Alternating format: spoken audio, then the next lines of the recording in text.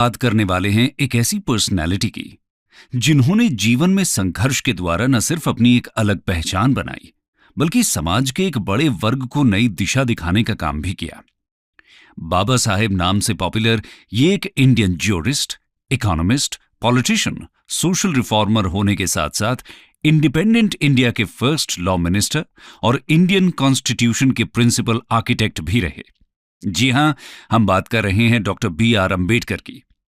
आज 14 अप्रैल के दिन हम इन्हीं महान शख्सियत की जयंती सेलिब्रेट कर रहे हैं, तो ये एकदम सही मौका है इनकी लाइफ और संघर्ष को डिटेल में जानने का।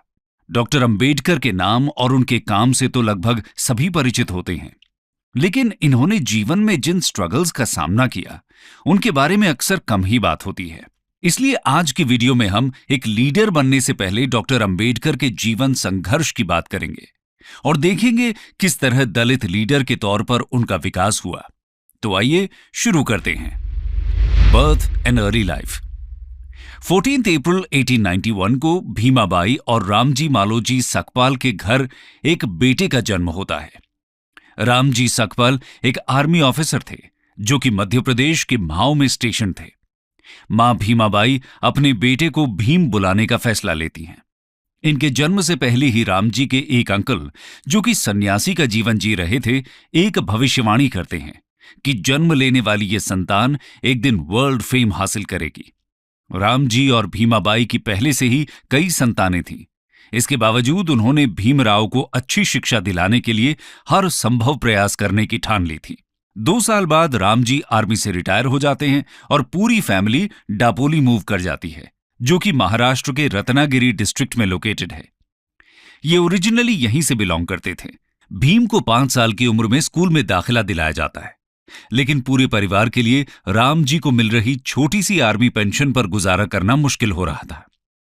ऐसे में रामजी के कुछ दोस्त जब उनके लिए सतारा में जॉब ढूंढ लेते हैं तो परिवार एक बार फिर मूव करता है, लेकिन कुछ समय बाद ही इन्हें एक ट्रेजेडी से गुजरना पड़ता है। भीमाबाई, जो कुछ समय से बीमार चल रही थी, उनकी मृत्यु हो जाती है। इसके बाद भीम की आंट मीरा बच्चों की देखभाल का जिम्मा उठा लेती हैं। रामजी महाभारत और रामायण की स्टोरीज अपने बच्चों को सुनाया करते थे और उनके लिए डिवोशनल सॉन्ग्स भी गाया करते थे। इस तरह भीम और उनके भाई बहनों की होम लाइफ अभी भी हैप्पी थी। लेकिन दोस्तों, इसका यह मतलब नहीं है कि भीमराव जी के लिए सब कुछ आसान रहा। आइए देखते हैं आगे चलकर किस तरह की मुश्किलों का सामना उन्होंने किया। Face off with caste prejudices. छोटी उम्र में ही भीम का ध्यान इस ओर जाता है कि उनके और उनकी फैमिली के साथ कुछ अलग तरह का व्यवहार किया जाता है। स्कूल में उन्हें बाकी स्टूडेंट्स की डेस्क से दूर रूम के एक कोने में रफ मैट पर बैठना पड़ता था। ब्रेक में उन्हें उस बर्तन से पानी नहीं पीने दिया जाता था जिससे बाकी बच्चे पिया करते थे। भीम को यह समझ नहीं आता था कि आखिर उनके साथ ये अलग व्यवहार क्यों किया जाता है। उनमें ऐसा क्या गलत है। एक बार उन्हें और उनके बड़े भाई को समर हॉलिडेज स्पेंड करने के लिए गोरेगांव ट्रैवल करना था, जहां उनके फादर कैशियर की तरह काम कर रहे थे। ये ट्रेन से उतरकर लंबे समय तक स्टेशन पर इंतजार करते हैं, लेकिन रामजी इनसे मिलने नहीं आ पाते। भीम और उनके भाई काफी वेल ड्रेस्ड, क्लीन और पोलाइट थे। स्टेशन मास्टर थोड़ा काइंडनेस शो करते हुए इनके पास आते हैं और पूछते हैं कि ये लोग कौन हैं और कहां जा रहे हैं। इस पर भीम बिना कुछ सोचे उन्हें बता देते हैं कि वो लोग महार्स हैं। ये सुनकर स्टेशन मास्टर एकदम हैरान रह जाता है। उसके फेस के काइंडली एक्सप्रेशंस एकदम से बदल जाते हैं और वो इनके पास से वापस लौट जाता है। इसके बाद भीम अपने फादर तक पहुंचने के लिए बुलक कार्ट हायर करने की सोचते हैं, लेकिन कार्टमैन तक बात पहुंच चुकी थी कि ये लोग अनटचेबल्स हैं और इसलिए वो इनसे बात भी नहीं करना चाहते थे।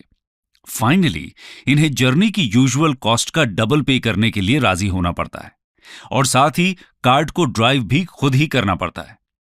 कार्ट ड्राइवर कार्ट के साथ पैदल ही चलता है क्योंकि उसको इनसे पोल्यूट होने का डर था।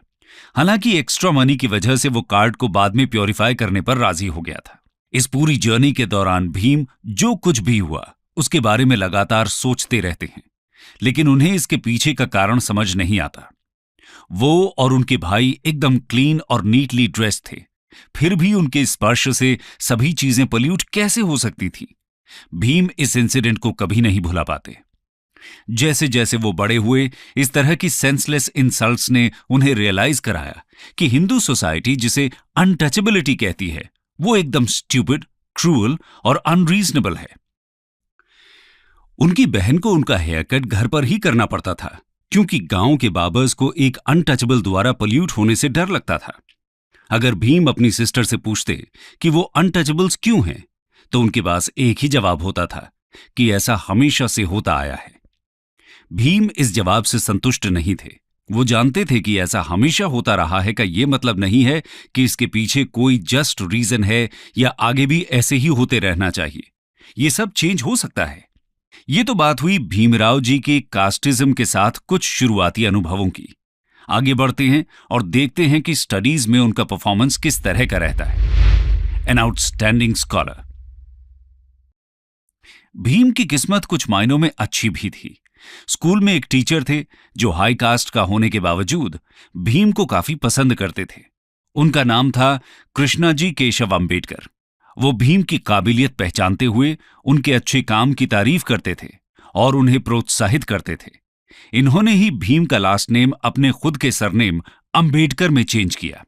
इससे पहले स्कूल में भीम का सरनेम उनके फादर ने अंबा दावे कर रजिस्टर कराया था, जिसका अर्थ था कि ये अपने नेटिव विलेज अंबा दावे से आते हैं। दोस्तों, जब भीम के फादर ने दोबारा शादी का फैसला किया तो भीम काफी दुखी हो जाते हैं। वो अभी भी अपनी मदर को काफी मिस करते थे। ऐसे में वो यहां से बॉम्बे भाग जाना चाहते थे और इसके लिए उन्होंने अपनी आंटी का पर्स चुराने का फैसला किया। फाइनली जब उनके हाथ ये पर्स लगा तो उसमें सिर्फ एक छोटा सा सिक्का ही था। भीम को काफी शर्मिंदगी महसूस हुई। उन्होंने उस कॉइन को वापस रखा और खुद से एक वादा किया कि वो पढ़ाई में खूब मेहनत करेंगे और इंडिपेंडेंट बनेंगे। और अपनी कड़ी मेहनत से जल्द ही वो सबकी तारीफ का पात्र बन गए और सभी टीचर्स का दिल उन्होंने जीत लिया। इसके बाद टीचर्स भीम के फादर रामजी से आग्रह करते हैं कि अपने बेटे भीम को वो बेस्ट एजुकेशन दें। इनके कहने पर रामजी अपनी फैमिली के साथ बॉम्बे मूव कर जाते हैं। यहां इन्हें एक ऐसे एरिया में रहना पड़ता है जहां गरीब से गरीब लोग रहा करते थे, और वो भी सिर्फ एक छोटे से कमरे में। लेकिन भीम इंडिया के one of the best schools Elphinstone high school में दाखिला ले पाते हैं। एक छोटे से रूम में पूरे परिवार के एक साथ रहने की वजह से वो बहुत क्राउडेड फील होता था और बाहर स्ट्रीट्स भी बहुत नॉइजी हुआ करती थी। इसलिए भीम स्कूल से आने के बाद सो जाया करते थे और फिर उनके फादर सुबह 2 बजे इन्हें उठाया करते थे। उस समय सब शांत होता था और भीम अपना होमवर्क और पढ़ाई पीसफुली कर सकते थे। इस बड़े शहर में जहां लाइफ विलेजेस से ज्यादा मॉडर्न थी, भीम पाते हैं कि उन्हें अभी भी अनटचेबल बोला जाता है और ऐसे ट्रीट किया जाता है जैसे कि वो बहुत अलग और खराब हैं। यहां तक कि उनके फेमस स्कूल में भी ऐसा होता था। एक दिन टीचर ने उन्हें सम सॉल्व करने के लिए ब्लैक बोर्ड के पास बुलाया। इस पर क्लास के बाकी सभी लड़के एकदम से खड़े हो गए और नाराजगी दिखाने लगे, क्योंकि ब्लैक बोर्ड के पीछे उनके लंच बॉक्सेस रखे हुए थे और उनका मानना था कि भीम उनके खाने को पोल्यूट कर देंगे। और जब भीम संस्कृत की शिक्षा लेना चाहते थे तो उन्हें कहा जाता है कि ये अनटचेबल्स के लिए फॉरबिडन है, इसलिए उन्हें पर्शियन पढ़नी पड़ती है। हालांकि आगे चलकर उन्होंने खुद से संस्कृत को भी सीखा। खैर, इसी बीच 17 साल की एज में भीम ने मैट्रिकुलेशन एग्जाम पास कर लिया। अपनी कम्युनिटी से वो ऐसा करने वाले पहले इंसान थे। उस समय अर्ली मैरिजेस कॉमन हुआ करती थी, तो इसी साल भीम की शादी रमाबाई से कर दी गई। भीम ने पढ़ाई में अपनी मेहनत जारी रखी और नेक्स्ट इंटरमीडिएट एग्जामिनेशन डिस्टिंक्शन के साथ पास किया। लेकिन अब इससे आगे रामजी स्कूल फीस पे करने में असमर्थ महसूस कर रहे थे।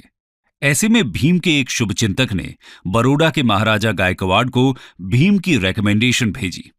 शाहू महाराज ने इन्हें मंथली स्कॉलरशिप ग्रांट कर दी। इस स्कॉलरशिप की हेल्प से भीमराव 1912 में अपनी बीए पास कर लेते हैं और इसके बाद उन्हें सिविल सर्विस में एक जॉब दे दी जाती है। लेकिन सिर्फ 2 हफ्तों के बाद ही उन्हें वापस बॉम्बे अपने घर जाना पड़ता है, क्योंकि रामजी बहुत बीमार पड़ गए थे और कुछ समय बाद ही उनका स्वर्गवास हो जाता है। इसके बाद 1913 में दोस्तों भीमराव को आगे पढ़ने का मौका मिलता है। दरअसल बड़ौदा के महाराजा एक स्कीम शुरू करते हैं जिसके तहत कुछ आउटस्टैंडिंग स्कॉलर्स को फर्दर स्टडीज के लिए अब्रॉड भेजा जाना था। भीमराव भी इसमें सिलेक्ट किए जाते हैं, लेकिन उन्हें एक अग्रीमेंट साइन करना पड़ता है जिसके अनुसार अपनी स्टडीज फिनिश करने के बाद 10 साल इन्हें बड़ौदा स्टेट को सर्व करना था। इस तरह 1913 में भीमराव यूएसए चले जाते हैं और न्यूयॉर्क में स्थित वर्ल्ड फेमस कोलंबिया यूनिवर्सिटी से पढ़ाई करते हैं। इनके मेन सब्जेक्ट्स इकोनॉमिक्स और सोशियोलॉजी थे। 2 साल के अंदर वो एमए की डिग्री हासिल कर लेते हैं और अगले ही साल अपनी पीएचडी थीसिस भी कंप्लीट कर लेते हैं। इसके बाद वो कोलंबिया छोड़कर इंग्लैंड चले जाते हैं और वहां London school of economics join कर लेते हैं। हालांकि उन्हें कोर्स पूरा होने से पहले ही लंदन छोड़ना पड़ता है क्योंकि स्टेट ऑफ बड़ौदा द्वारा दी गई स्कॉलरशिप एक्सपायर हो जाती है। भीमराव को 3 साल का इंतजार करना पड़ता है लंदन वापस जाकर अपनी पढ़ाई पूरी करने के लिए। खैर, उससे पहले बात करते हैं वापस इंडिया आकर उनके किस तरह के एक्सपीरियंसेस रहते हैं। रिटर्न टू इंडिया, नाइटमेयर इन बड़ौदा। दोस्तों, जैसा कि तय हुआ था, भीमराव बड़ौदा को सर्व करने के लिए वापस आ जाते हैं। उन्हें बड़ौदा सिविल सर्विस में एक शानदार जॉब दी जाती है। भीमराव के पास अब डॉक्टरेट की उपाधि थी और एक टॉप जॉब के लिए वो ट्रेन हो रहे थे। लेकिन इस सब के बाद भी उन्हें हिंदू कास्ट सिस्टम के वर्स्ट फीचर्स का सामना करना पड़ता है। ये अब और ज्यादा मुश्किल था क्योंकि वो पिछले 4 साल से देश से बाहर रह रहे थे, अनटचेबल के लेबल से एकदम फ्री और दूर। जिस ऑफिस में वो काम कर रहे थे वहां कोई भी उन्हें फाइल्स और पेपर्स हाथ में नहीं देता था। सर्वेंट उनकी डेस्क पर फाइल्स फेंक दिया करता था, ना ही उन्हें पीने के लिए पानी दिया जाता था। रिस्पेक्ट देना तो बहुत दूर की बात है, और ये सब सिर्फ और सिर्फ उनकी कास्ट की वजह से। भीमराव जी को रूम के लिए बहुत से होटल्स के चक्कर लगाने पड़ते हैं, लेकिन कोई भी उन्हें रूम देने के लिए तैयार नहीं होता।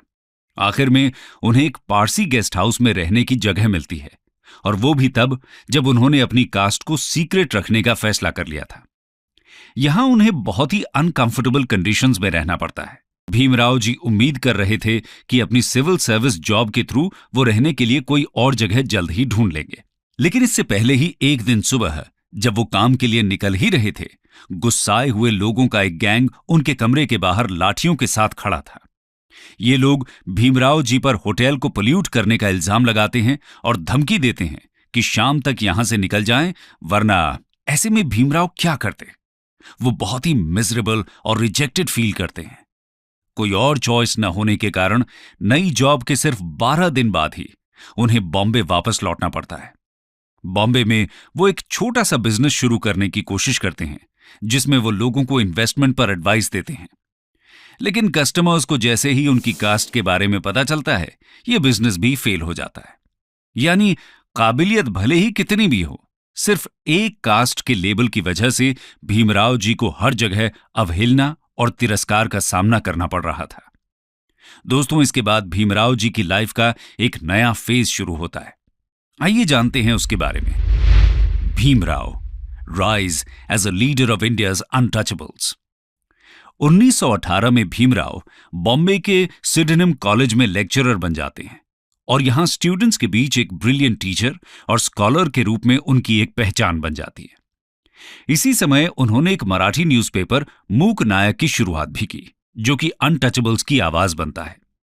भीमराव जी ने कॉन्फ्रेंसेस ऑर्गेनाइज और अटेंड करना भी शुरू किया, क्योंकि वो जान चुके थे कि दलित्स की सफरिंग को पब्लिसाइज करने की जरूरत है और उनके इक्वल राइट्स के लिए फाइट करना भी जरूरी है। उनकी खुद की जिंदगी ने उन्हें इस संघर्ष की अहमियत समझा दी थी।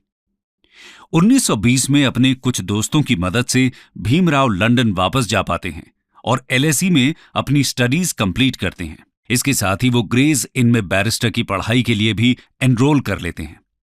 1923 में वो एलएसी से इकोनॉमिक्स में डॉक्टरेट की उपाधि के साथ इंडिया वापस आते हैं और इस वर्ल्ड फेमस इंस्टीट्यूशन से डॉक्टरेट हासिल करने वाले वो शायद पहले ही इंडियन रहे होंगे। इसके अलावा वो बैरिस्टर एट लॉ में भी क्वालिफाई कर चुके थे, लेकिन उन्हें पता था इंडिया में कुछ भी नहीं बदला है। उनकी क्वालिफिकेशंस अनटचेबिलिटी की प्रैक्टिस के सामने कोई मायने नहीं रखती थी। वो अभी भी उनके करियर के लिए एक ऑब्स्टिकल ही थी। हाँ, लेकिन अब उन्होंने दुनिया की बेस्ट एजुकेशन हासिल कर ली थी और दलित कम्युनिटी को लीड करने की पूरी काबिलियत रखते थे। ये अपने समय के बेस्ट माइंड्स के साथ इक्वल टर्म्स पर आर्ग्यू कर सकते थे और उन्हें परसुएड भी कर सकते थे। लॉ के भी एक्सपर्ट थे और ब्रिटिश कमीशंस के आगे एक गिफ्टेड स्पीकर की तरह कन्विंसिंग एविडेंस दे सकते थे। भीमराव जी ने अपनी आगे की जिंदगी इसी टास्क को समर्पित कर दी। एजुकेशन की इंपॉर्टेंस को जानते हुए भीमराव ने 1924 में बहिष्कृत हितकारिणी सभा नाम से एक एसोसिएशन की शुरुआत की। इसका काम हॉस्टल्स, स्कूल्स और फ्री लाइब्रेरीज सेटअप करना था। इसके बाद 1927 में महाड़ सत्याग्रह हो, राउंड टेबल कॉन्फ्रेंसेस में पार्टिसिपेट करना हो या कंस्टिट्यूएंट असेंबली में दलित राइट्स को इंश्योर करना, भीमराव जी ने दलित्स की इमेंसिपेशन के लिए ही काम किया। कंक्लूजन। दोस्तों, ये थी कहानी एक ऐसे संघर्ष की जिसने पूरी दलित कम्युनिटी को आगे चलकर प्रेरित किया। डॉक्टर भीमराव अंबेडकर न सिर्फ दलित्स के लीडर बने, बल्कि सभी वल्नरेबल कम्युनिटीज के राइट्स की बात उन्होंने की। वो वुमेन राइट्स के एक बड़े पक्षधर थे। उन्होंने अपने जीवन में आई कठिनाइयों से कभी हार नहीं मानी, बल्कि उन्हीं की प्रेरणा से एक लीडर के रूप में खुद को विकसित किया। ऐसी महान शख्सियत को आज उनकी जयंती पर हमारा शत शत नमन।